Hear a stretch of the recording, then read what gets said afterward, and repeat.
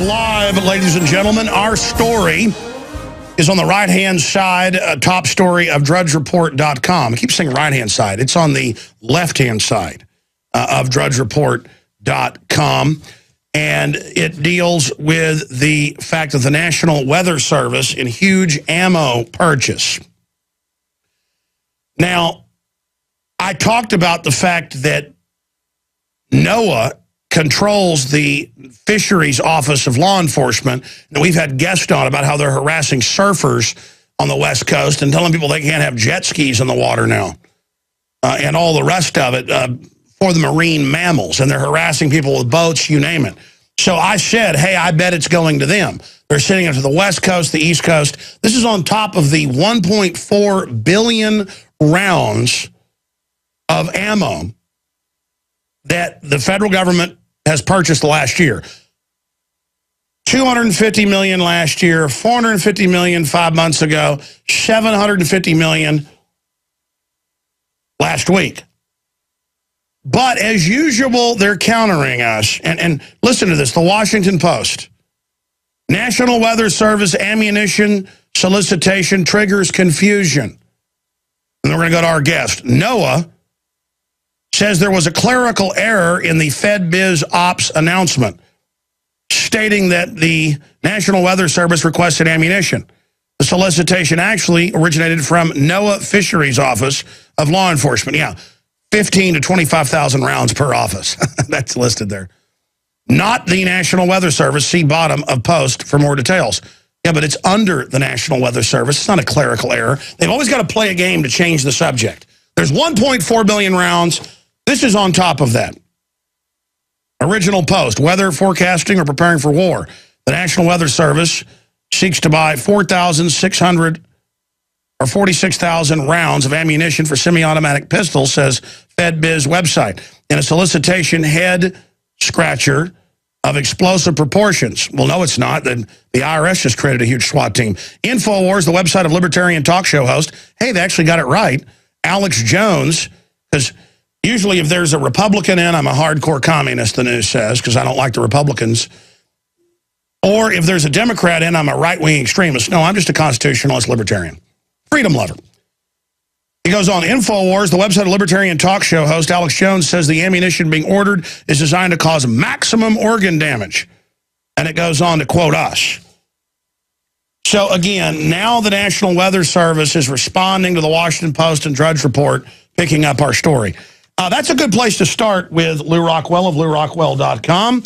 Author, researcher, runs the very popular LewRockwell.com. They have an article out about licensing of gardens and lemonade stands in this great free nation we live in. And he's an American libertarian political commentator, activist, proponent of the Austrian School of Economics, and chair of the Ludwig von Mises Institute. He was also Ron Paul's congressional chief of staff. And he joins us right now to break all of this down. Some of the new stories on the site today: blaming guns and other inanimate objects, 80 million zombies, wrecking the Arab world, promoting crime in schools, get your money out now, Ron Paul's offenses against the state religion, the ghost of Joe McCarthy, Paul Ryan's principles, saying no to government loyalty oath, the crown of self-control, who killed the Limburg baby. They wreak havoc on your health. That's a few good articles. I ought to ask him what those are all about, even though I've read a couple of them today and linked to them at Infowars.com. He joins us now looking at this. Lew, what do you make of checkpoints everywhere, TSA on the highways everywhere, warrantless checkpoints, TSA grabbing people's laptops and downloading the contents, police doing it, the general unfolding police state, drones all over the place? I videotaped one last week in Austin, flying around, surveilling things, and 1.4 billion, I keep saying million, 1.4 billion rounds of ammunition purchased in the last year. I looked it up. That's about 10 times what DHS purchased in previous years. What are they getting ready for, Lew Rockwell? Well, Alex, of course, what is that? More than 4 bullets per person in this country. They're worried. They're worried about insurrection.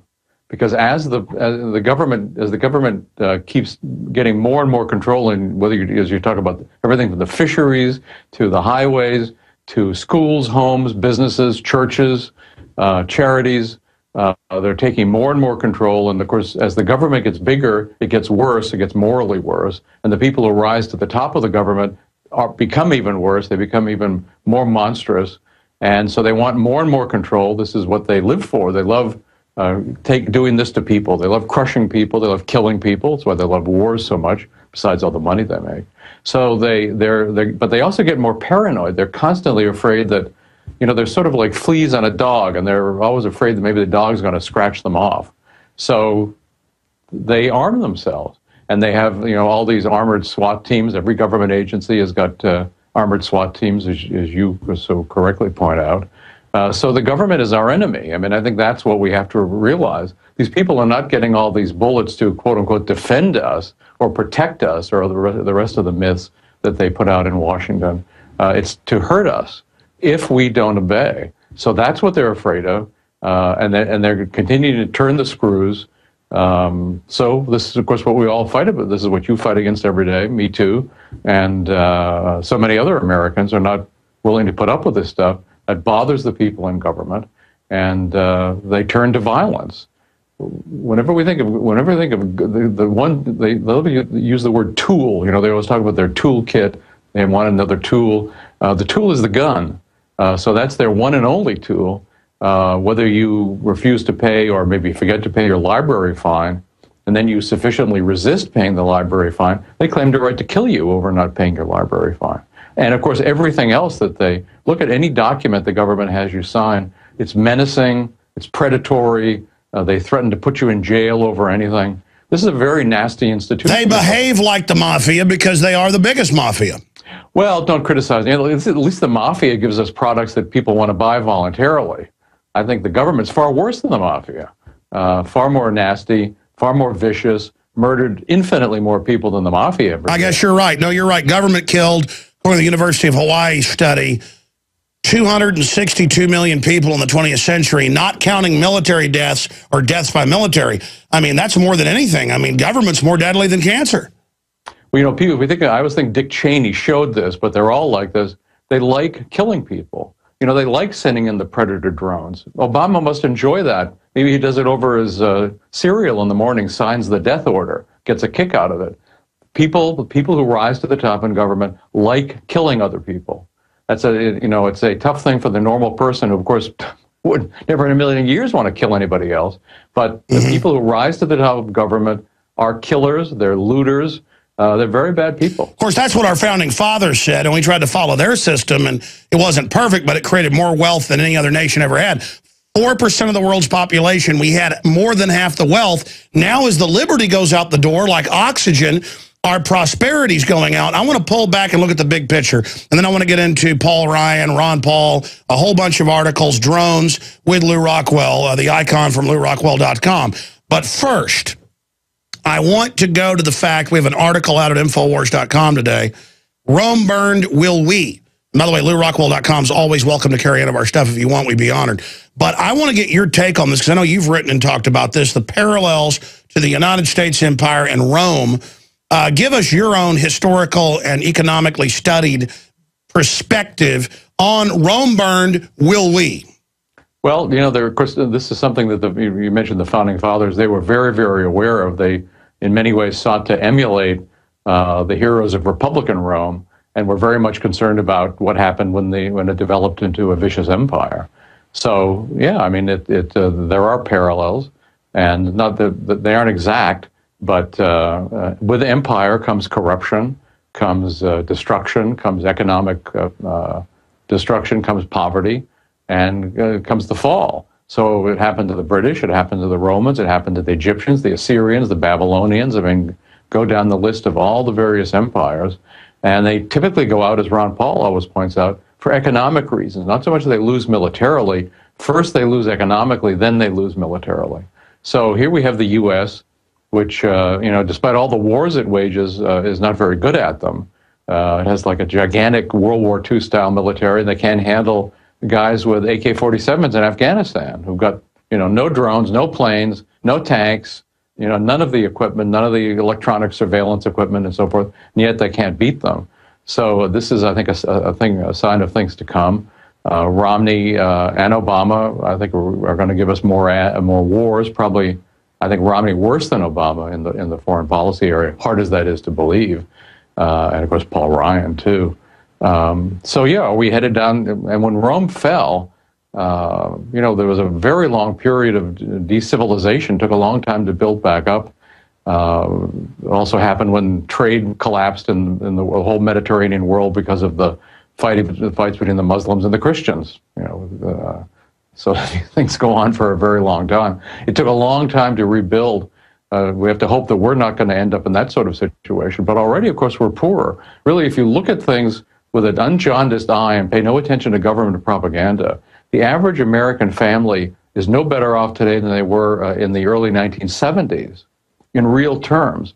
And that was when Nixon took us off the remnants of the gold standard, gave us the full fiat money, paper money, baloney money system that we are suffering under, the whole world suffers under today, and is probably going to bring us all down today or in the near future. Lew Rockwell, stay there. I want to come back and look at the world financial crisis, and banks are told, get ready for collapse. Government can't help you. Prepare yourselves.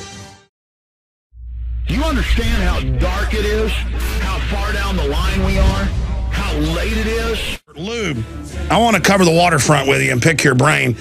And I want to get into the Republican-Democratic field this year, Ron Paul, where all that's going. Paul Ryan, obviously Romney picked the wrong Paul, but I don't blame him for not picking Rand, because Rand's a lot better than Paul Ryan, so we know why that happened. But getting back to the issue of the world economy right now, from the perspective of an economist who heads up the Von Mises Institute, where are things going? And how can the very people that got us into this crisis get us out of it when their answer is give them more power and more corporate welfare? Alex, I should mention, I'm not an economist, although I think about economics and write about it and read about it. But I think and your listeners know, the serious trouble. They keep claiming they're patching up the euro in the Eurozone. It's not actually happening. So maybe they're going to just continue. Maybe if the Germans let them, and I fear the Germans are going to let them, they're going to just print unlimited number of euros to buy the useless bonds of the countries that have issued them to the big banks. Because, of course, as with all economic troubles these days, the big banks are in back of what's happening in Europe, because they're not bailing out Greece, they're not bailing out Italy or Spain. They're bailing out the big banks that hold the bonds of these countries. And the so-called technocratic prime ministers that have been installed in Italy and Greece and probably in other countries too, and at the European Central Bank, these people typically come from Goldman Sachs. So these are the sorts of people who are in back of this. They want the people of Europe to be further impoverished so the banks can live it up. Same thing happens in our own country, of course. We live also in a bankocracy. So they can keep printing up. Fed prints up all this, prints up trillions. But this does have an effect when, it's made us all poorer already. How much poorer are we going to be? How much of a police state and a military state and a military junta, whatever the government is in Washington, I'm not exactly sure of what it is. Certainly is not anything like was talked about by Thomas Jefferson. Sure, and Lew, let me just stop you to be specific. I knew that you're not technically an economist, but you head up a group that's made up of a bunch of economists. I mean, you wouldn't call Ron Paul an economist, but he writes books about it and studies it. He's a lay economist. It's like I could go out and be a preacher. People call me the preacher, but I didn't go to seminary to be a preacher, though I did sit through a lot of Sunday school. My point is you head up a group that is a consortium of economists, correct? Yes, of course, that's right. Okay, so I mean, my point is I see you as a real economist. I mean, it's like I don't have a degree in shooting, but with a good rifle, I can shoot bullseye at 500 yards pretty easy. So wow. I'm not officially a sharpshooter, but I am. But I mean, just getting back to that, you are heavily into economics, and you consult with a bunch of economists. So I wanted your pulse on that. Well, there's trouble. I mean, we're not the pulse is a little bit harder to feel these days because of what the government is doing. We have, in the U.S. government, and the U.S. government has got its clones in Britain and in Europe and so many other countries in the rest of the world. The U.S. government is the biggest, richest, most powerful government ever to exist in the history of humankind. I mean, there's never been anything like this before, so we are really in new territory, and new territory of disaster, I'm afraid. I noticed that Jim Rogers the other day thought that there was a collapse coming after the November elections because of all the money printing that's going on, both in Europe and in Asia and in the United States, of course, too. So I don't know. So I don't know what the timing is, but they are undermining. They're like a bunch of termites. They're eating out the foundation of the house. When the house is going to collapse, I don't know. But if the termites aren't stopped, we can be sure the house is going to collapse. So, and then when the collapse does start to happen, as it's already started, they pose as saviors. So how do you stop them from turning us into a pure third world despotic system from the implosion that they've created? Well, you know, that's a great question. I think the first thing we have to do is educate ourselves. We all have to know some economics. I would recommend something like Henry Hazlitt's Economics in One Lesson, which was published in the late 1940s, but it's just as fresh today as it was then. And if you learn some economics, it enables you to see through the government lies. You can see through the smokescreen that they try to generate to cover their crimes. So you can understand. So everybody needs to understand some economics first of all. Then we need to resist. We need to withdraw our consent. We need to talk about what's going on. We need to listen to shows like yours. We need to read all the right books and mentally resist. Actually, mentally resisting is, I would say, by the way, don't vote is one thing you can do. Alex Jones here with a message that could revolutionize health in this country. Going back about a year and a half ago, I began to learn from friends like Ted Anderson about the incredible health effects of longevity products. And I started promoting him some because I'd seen his weight loss, his health, all the things that had happened for him. Now, I've only stuck my toe in the water and lost a little over 40 pounds, and I'm still big. Aaron Dykes, who you know has been working here for 6 years at Infowars.com, lost 92 pounds. We're going to show you some before and afters. He began to hear the guest on my show a year and a half ago. He began to do his own research, and he implemented the information that Longevity and InfoWarsTeam.com is promoting and had dramatic results. And that's why I'm telling our listeners and viewers, you need to go to InfoWarsTeam.com and try just the essential fatty acids, the Beyond Tangy Tangerine, and the Pollen Burst Plus. And I believe you'll be blown away by the dramatic results that I've had and Aaron's had. Aaron, break down what happened, your story. I've been overweight in my life for far too long. Years ago, I lost a lot of weight, more than 50 pounds, but it came right back. I wasn't able to keep it off. More recently, I've worked really hard with diet and exercise to try to lose weight, but I just didn't get the results. It just didn't happen, and I wasn't able to stay motivated long enough to reach my goals. Then I saw what you were doing with InfoWarsTeam.com and the great products, Tangy Tangerine, kind of the base one to start with. I wasn't even trying to lose weight, but I got it because I wanted to feel better energy. I wanted that nutrition, didn't even understand how that could kickstart my own weight loss goals, but the products did that for me. I found myself suddenly losing weight, more energetic, wanting to exercise, wanting to eat the right foods. And they don't even advertise it as weight loss. They don't, but it became... But pharmacist Ben Fuchs explains that's what happens if you're overweight, because you're no longer hungry because you're getting what you need. When you start taking their proprietary formulation of essential fatty acids that blows the competition away. When you start taking Beyond Tangy Tangerine and Pollen Burst Plus and the other key longevity products, it is incredible. It was so easy to lose weight and regain health for myself, barely without trying, just from taking the products. I want to challenge our radio listeners to go to InfoWarsTeam.com. so you can see for yourselves the incredible results Aaron and others have achieved with longevity products that are discounted at wholesale prices at InfoWarsTeam.com. Sign up as a distributor and get wholesale pricing discounts at InfoWarsTeam.com. The revolution against tyranny starts individually with our bodies. There is a global awakening happening. The sleeping giant that is humanity is awakening, and a big part of that fight starts at InfoWarsTeam.com.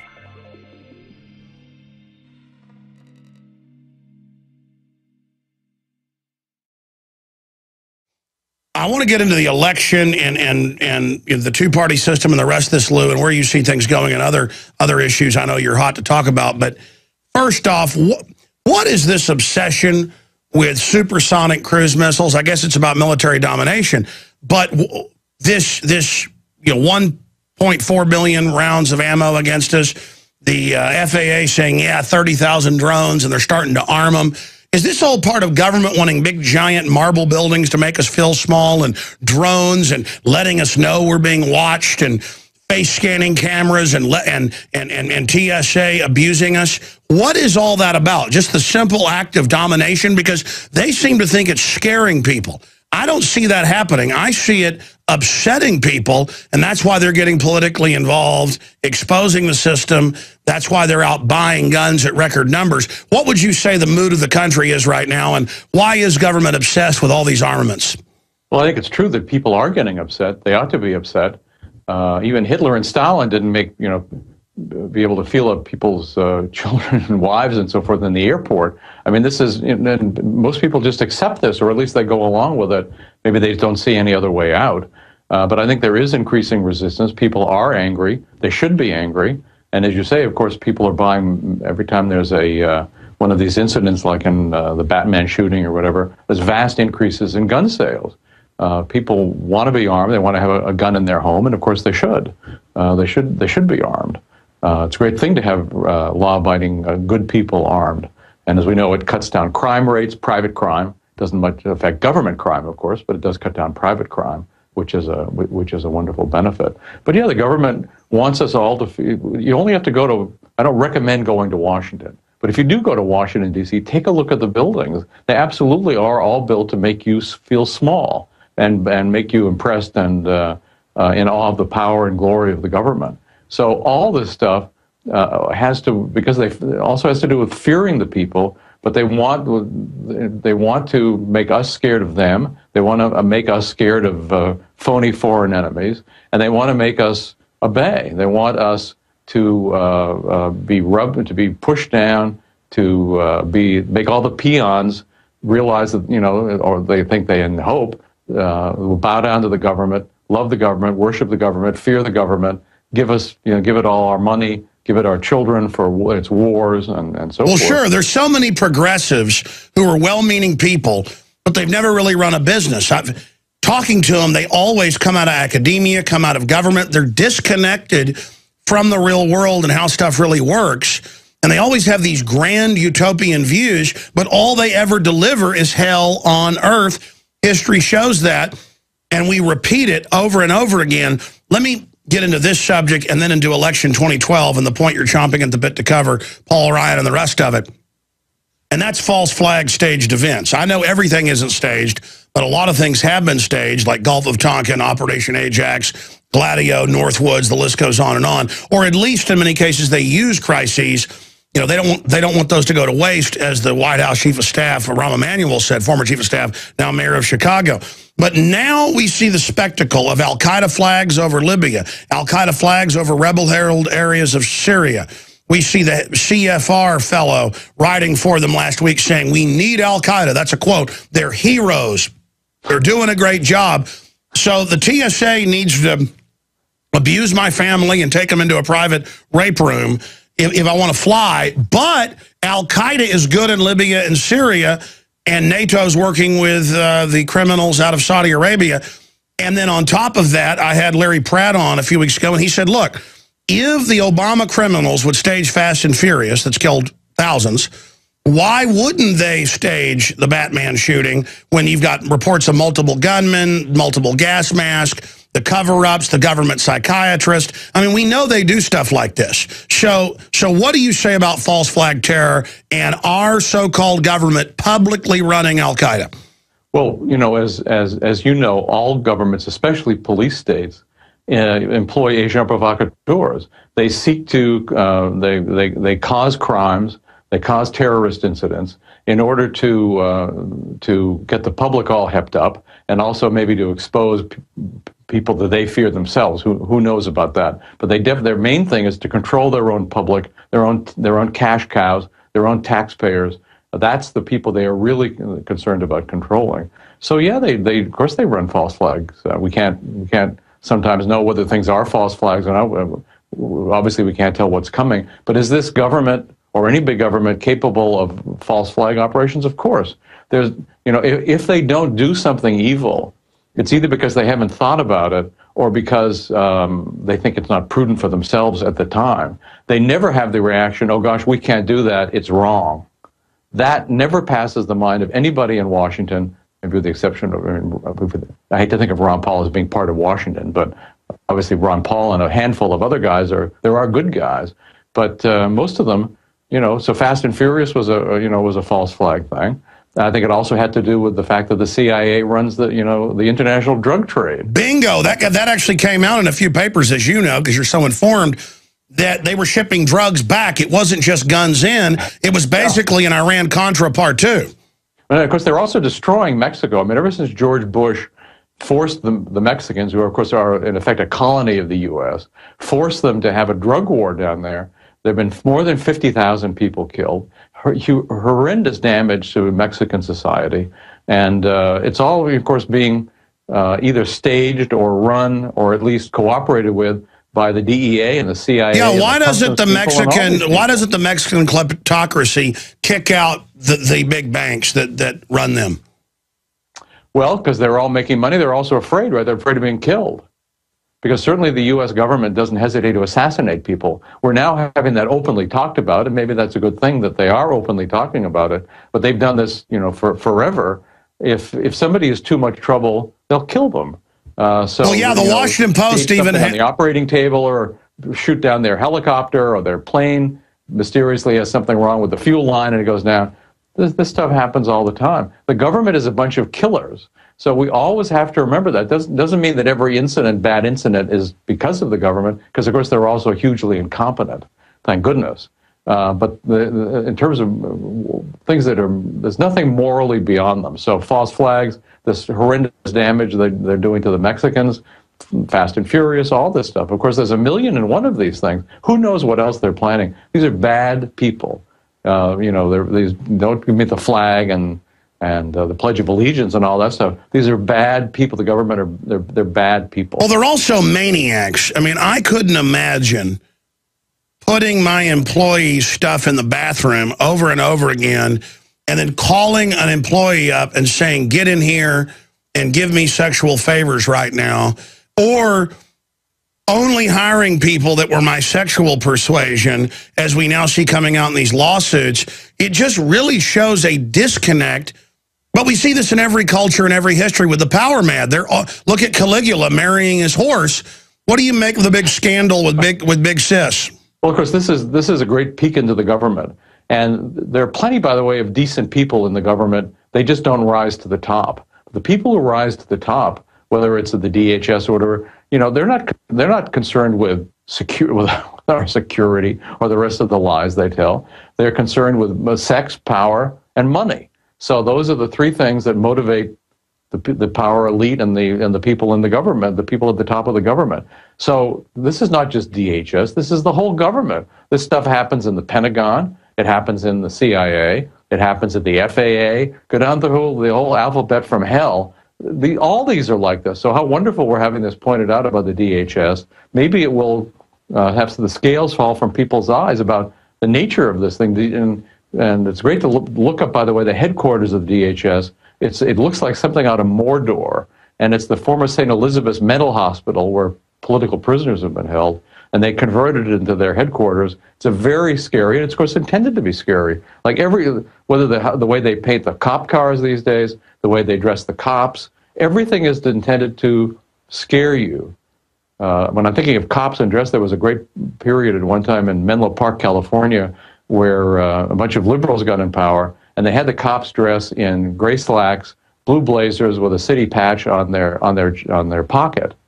The whole nature of cop-civilian interaction changed. All of a sudden, they weren't marching around like an occupying force, and it was a great development. The cop union, of course, was very much against it. Conservatives got back in, and they succeeded in repealing this and putting everybody back into military-like uniform. Well, there's one problem, too, when they standardize it and make it a military uniform, and now the cops are calling us civilians. They're civilians, too. You don't want them to be military. Military's an occupying army. This is all 101. Lew Rockwell, let's look at this election. So many people know that Mitt Romney was for gun bans and abortion and open borders, and globalism and carbon taxes and banker bailouts. Paul Ryan, banker bailouts, No Child Left Behind. I mean, the list literally goes on and on. But he was held up as a conservative savior by Rush Limbaugh for his plan to cut welfare to the general, poor people, which is fine with me because it just makes them dependent and screws up the economy. But what about cutting military spending, like Ron Paul has said? And people are like, oh no, you've got to just worship Paul Ryan. Well, I was told I need to worship Obama, and he was going to fix things. And now we're hearing about Ryan mania. I mean, is there no end to this? Are mainline conservatives as stupid as Obama supporters? Sure, they're stupid. A lot of them are just wrong, too. They worship the military. They worship the police. They worship the national security state. They love drones. They love all this stuff. So, if we think of the Tea Party, there's a bunch of them who are Ron Paulians, but there's also a bunch of them who are, Sarah Palinites, Rush Limbaugh'ites, and so forth, who believe in the whole regime. And so they applaud the wars, they applaud the killing. They love that stuff, and they think it'll never happen because they think they'll never be arrested, they'll never be tortured, they'll never be tasered. Good luck to them. But they are stupid or they're wrong. They're ill-educated. They don't understand the nature of politics. They don't understand history. They don't understand economics. And so and they also just buy into rhetoric. How stupid are people? I think of this when there's always the rhetoric for a new war. And of course, they're running a war against Syria right now, allied with Al Qaeda, which of course was created by the U.S. government to go up against the Russians in Afghanistan. It's when the U.S. employed Osama bin Laden and all those guys. So they're bad, they're good, they're bad, they're good. This is the old switcheroo to keep everybody off balance. But Paul Ryan, all you have to do is look at his record. He voted for every rotten thing that's ever gone through the Congress if the Republicans were supporting it. Of course, the Republicans did support all the rotten stuff, whether it's the bank bailouts, as you said, No Child Left Behind, Medicare Part D, the permanency of the Patriot Act, the NDAA, SOMA, CISPA. I mean, all these horrendous internet control laws and so forth. This guy is for the expansion of the DHS. He's for more war. He's for bigger and bigger military spending. And by the way, his so-called cuts in domestic spending consists in lowering the projected increases. So it's all a trick. He's a phony. Your listeners, of course, understand this, that all these people are phonies. So we see the sheeple cheering on Romney, who looks to me like he belongs in a Nazi party uniform. So we have, right fascism and left fascism with Obama, right fascism, that's our choice.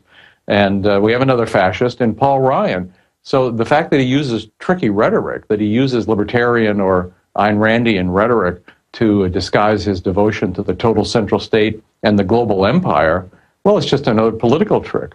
So I'd urge people, if anybody's thinking this is a good guy, or of course they're portraying him as Ron Paul. There is only one Ron Paul, and this is, of course, the phony Ron Paul. This is the devil dressed up as Ron Paul. This guy is a very bad guy. He's a total neocon. He's controlled by all the bad forces. And his wife, by the way, also was a lobbyist for Big Pharma before she married him. So this is a connected family, and they've done very well. This recently came out that when he was briefed by Bernanke right at the beginning of the banking crisis, he sold his stocks that he knew was going to go, they'd been briefed were going to go down, Wachovia and Citibank in particular, and he bought a lot of stock in Goldman Sachs, which he'd been told was going to go up. So, of course, this is the way these guys get rich. He's a very powerful guy. He's a complete phony. He's a very bad guy. Who else would Romney pick? Romney is a very bad guy. Well, Romney's yeah, talk about phony. For torture, concentration camps, everything. These are very bad men. Well, no, Romney will do Biden and Obama.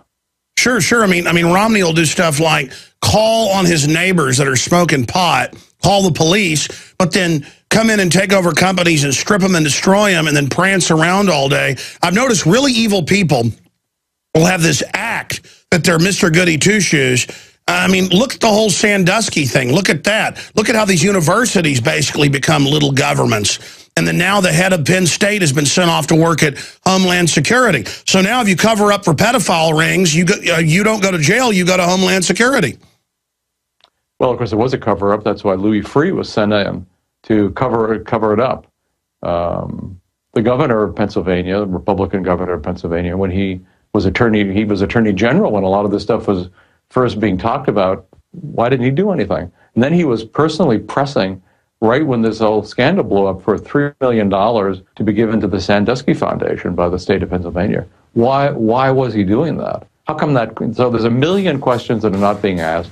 Louis Freeh, who's a famous cover-up artist and a creep for the government, sent in to cover it. This is the way they operate, of course. They cover for the power elite and step on the regular people. No, exactly. It's even coming out in major papers now that it's what we thought it was, a pedophile ring pimping kids out to these degenerates. Everything we said came true. Everything we've done has been right. All right, final segment with Lew Rockwell.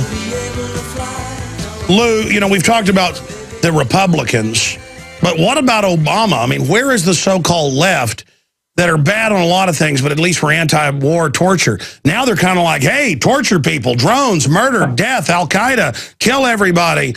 Al-Qaeda's good. We love war. It's our president. He's tough. And I see Democratic leaders bragging, saying, see, we're warmongers. We're tough. What is it about decadent, affected people that they think murder and death is cool and powerful? Well, first of all, of course, political parties are about lying.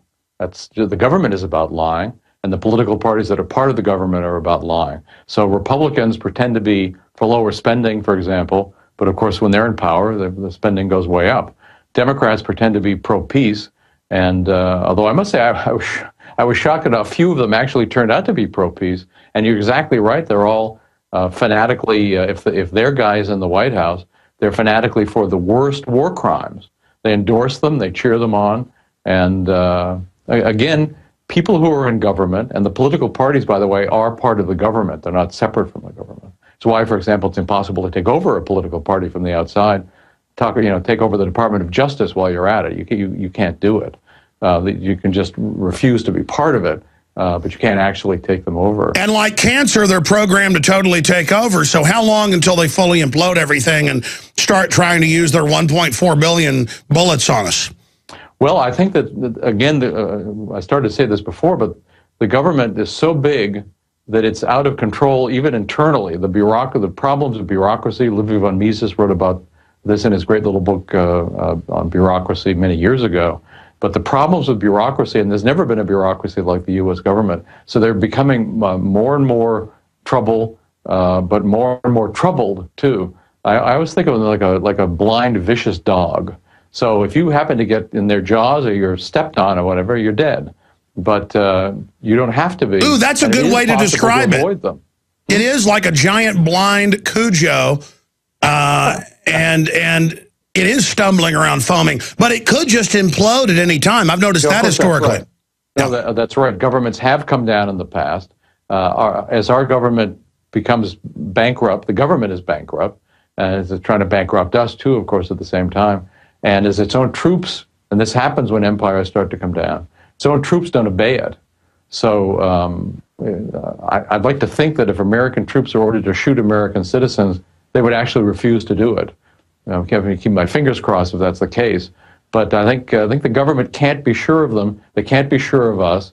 They can't be sure of anything. That's why they're all scared. They're actually scared of us. And that's good. That's good. Preening themselves in their uniforms, and they're so strong and so wonderful. And they're actually little Casper milquetoast, albeit with vampire teeth, inside them. That's a funny image. Casper milquetoast, albeit with vampire teeth. No, I agree with you. But they're dangerous because they're cornered rats. But we actually have the initiative. They know that, and their own bureaucracy is starting to fall apart. And a lot of military and police are waking up. It may end up being, if they call for martial law, it might be their Waterloo, like Romania with Ceausescu. Well, it could be, and I think they are very worried about us. They're worried about their own people, and they should be worried. So it's an entirely illegitimate operation that lives off lies and theft and killing and so forth. And governments have come down. It is in danger of imploding. I should say in danger from their standpoint of imploding. It would be a great day for us, of course. Exactly. Lew Rockwell, thank you so much. Visit Infowars.com and PrisonPlanet.com. When you're on the site, you can also tune in 24 hours a day to my daily radio broadcast. There's also a free iPhone app to listen to the syndicated radio show when and where you want.